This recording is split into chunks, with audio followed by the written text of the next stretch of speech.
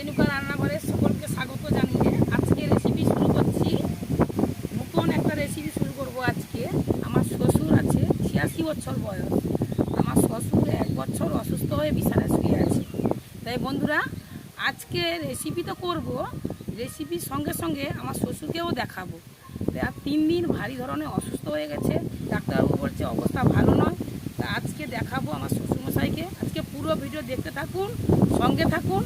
আজকে নতুন ধরনের একটা রেসিপি আছে, ছোট বড় সবার জন্য একটা ভালো রেসিপি যে আজকে তোমাদের সঙ্গে শেয়ার করব।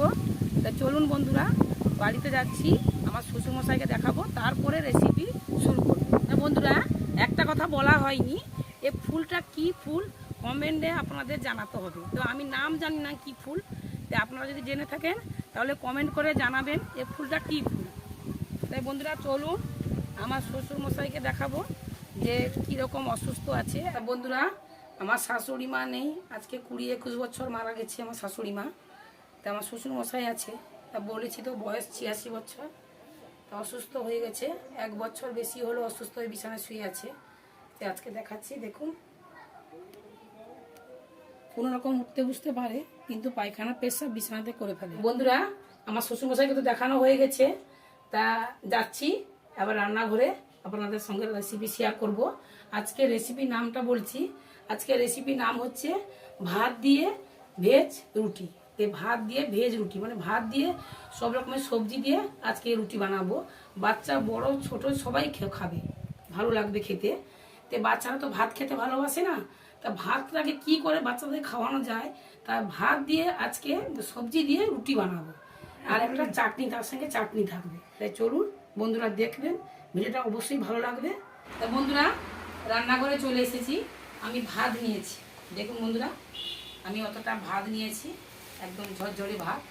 ভাতটাকে আমি মিক্সার মেশিন দিয়ে পেস্ট করে নিই। ভাতটার সঙ্গে একটু ভাতটা একটু চিট করুন, তা ভাতের সঙ্গে চিট করার জন্য আমি সামান্য একটু ময়দা দেবো। তা দেখাবো ময়দাটা দেবো। তাই আমি টমেটো চাটনি করবো, টমেটোটা নিয়েছি, টমেটোটা ধুয়ে নিয়েছি।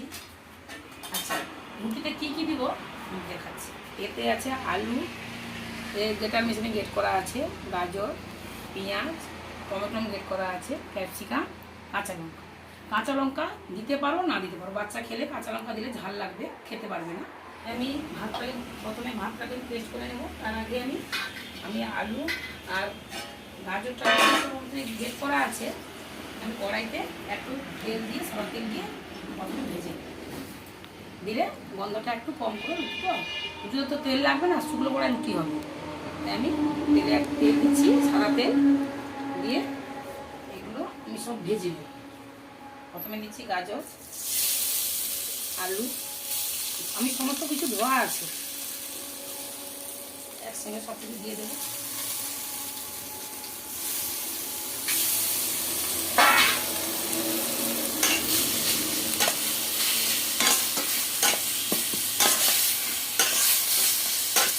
একদম গ্যাসটা কমানো আছে, হালকা গ্যাসে আস্তে আস্তে করে আমি ভেজে।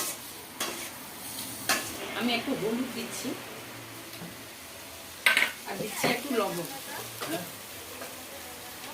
লবণ দিচ্ছি, পরিমাণ মতো লবণ। একটু স্বাদ আনার জন্য অল্প একটু চিনি দিচ্ছি।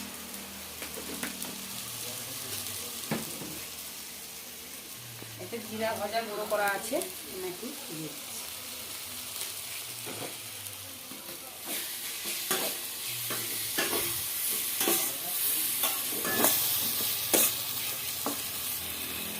আস্তে আস্তে করে ভাজা হবে, ততক্ষণে আমি ভাতটা পেস্ট করে নিই। বন্ধুরা আমি ভাতটা কত সুন্দর করে পেস্ট করে নিয়েছি, এটা ভাজাও সুন্দর করে হয়ে গেছে। আমি করবো ভাত দেবো, একদম সুন্দর করে পেস্ট করে নিয়েছি। বাচ্চা খাবে না, বাচ্চা দেখলে আগে খাবে, একটু কষ্ট করতে হবে, বাচ্চা আগে খাবে। সামান্য একটু ময়দা দিতে হবে, ময়দা না দিলে চিটটা হবে না, মানে ভাত তো চিট একটু কম। ভালো করে মুছে এই যে ভাজা সবজিগুলো আমি দিয়ে দিচ্ছি। আরে জলটা তো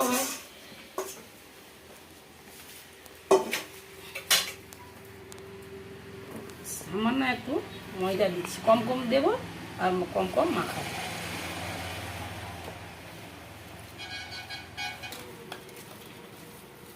কম কম দিতে হবে, কম কম মাখাতে হবে।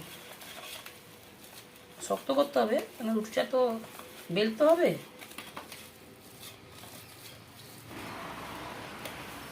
বন্ধুরা, ভালো করে আমার ডোটা মাখানো হয়ে গেছে।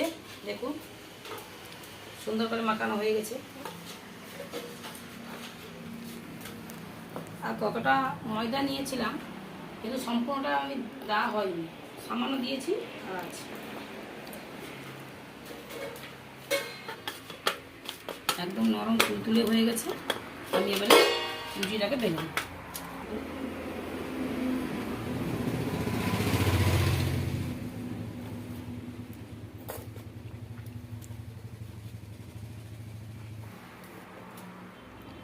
আমার চাকতিটা আছে, আমার ছোট একটা দোকান আছে, দোকানে চলে গেছে, তা বাড়িতে এখন নেই। তো এই তিলের থালাতে আমি রুটিটা বেলে নিচ্ছি।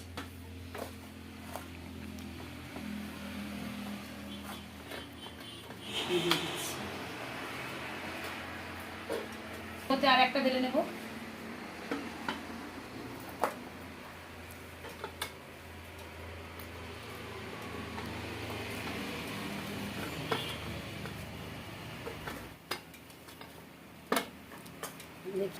ব্যাস, সুন্দর হচ্ছে ভাতের রুটি সবজি দিয়ে, দারুণ লাগবে খেতে। বন্ধুরা, কেমন হচ্ছে কমেন্ট করে অবশ্যই জানাবে। খুব সুন্দর হবে, একদম নরম নরম তুলতুলে ভাতের রুটি। একটা হয়ে গেছে, তুলে দিচ্ছি। আর একটা দিয়ে দিচ্ছি। ছোট্ট ছোট্ট করে বেলেছি আমি। দেখুন কতটা সুন্দর ফুলছে, দেখুন দুটো হয়ে গেল।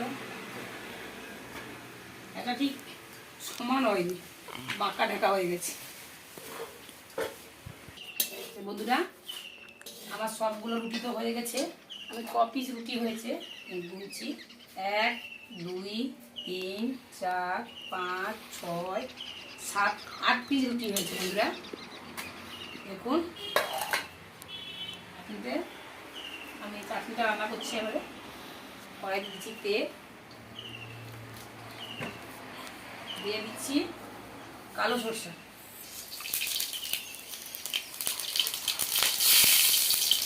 কাঁচা লঙ্কা দুটো আছে। বাবা,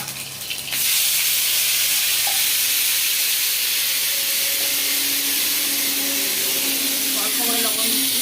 মিষ্টি জিনিসে লবণ একটু কম লাগে, যে কোনো জিনিস মিষ্টি জিনিসে লবণ কম লাগে। লবণ বেশি দিলে সেই জিনিসটা ভালো লাগে। একটু হলুদ দিয়ে দিচ্ছি, একটু কমিয়ে দিই, দেখা যাচ্ছে না। বন্ধুরা, একটু ঢাকনা দিয়ে দিচ্ছি। ভাতের রুটি কেমন হয়েছে দেখছি। দেখুন বন্ধুরা, ভাতের রুটি দেখুন, ভাত সবজি দিয়ে রুটি দেখুন, ভিতরে কতটা পোল দেখুন, কত সুন্দর হয়েছে। ভাতের রুটি এরকম যে হবে আমি কিন্তু ভাবতে পারি না বন্ধুরা। একবার বানিয়ে খেয়েছি আমি, কিন্তু মাঝখানে একবার ঢাকনা খুলে বন্ধুরা চিনিটা দিয়ে দিই, চিনি আর একটা এলাচ থেতো করে দিয়ে দিই। চাটনিটা হয়ে গেছে, চাটনি হয়ে গেছে, ঢেলে নিচ্ছি। চাটনি হয়ে গেছে, একদম গরম গরম চাটনি। দাঁড়াও, আমি একটা আলাদা জায়গা দিলে জায়গাটা, এই যে রুটিটা ছিঁড়ে নিয়েছি, একটু চাটনি নিচ্ছি। চাটনিটা পড়ার সঙ্গে সঙ্গে কি ঝাঁঝ বেরোচ্ছে, একদম নরম রুটি। দেখুন কি সুন্দর রুটি।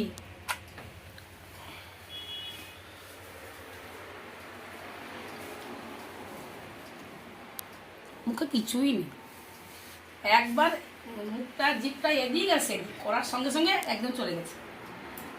আবার একটু নিচ্ছি,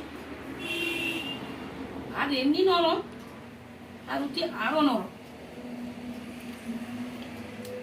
অসাধারণ। বন্ধুরা, আজকে দেখালাম এ ভাত দিয়ে সবজি দিয়ে রুটি আর টমেটো চাটনি।